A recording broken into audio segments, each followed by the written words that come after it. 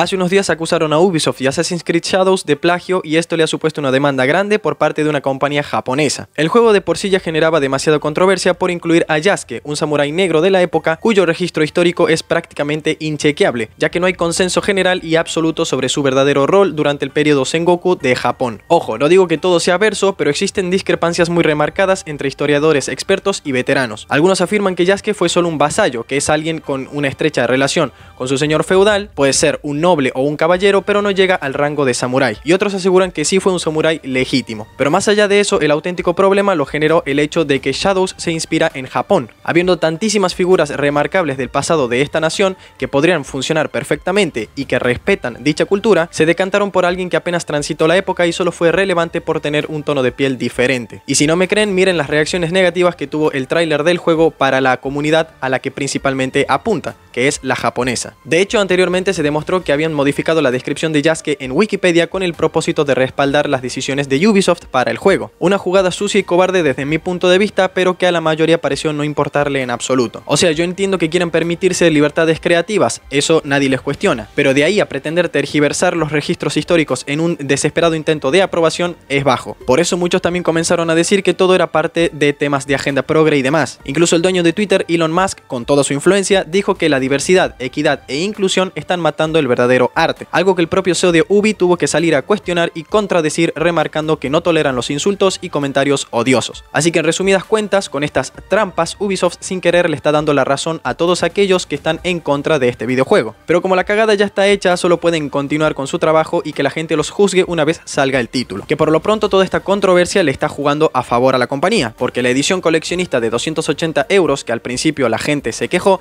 resulta que luego se agotó en los primeros días de pedidos anticipados. Es decir, que interés por el juego hay muchísimo. Pero ahora resulta que nuevamente están en el ojo de la tormenta, porque la compañía japonesa Sekigahara Teppo Corps afirma que Ubisoft le robó el símbolo de su banner, asegurando que dicho plagio aparece en un fragmento de gameplay en donde, para empeorar la situación, Yasuke decapita japoneses. De hecho, subieron un video donde muestran el frame exacto del plagio, minuto 4:11. Hasta el momento Ubisoft no se ha pronunciado al respecto, aunque tienen plena conciencia del tema.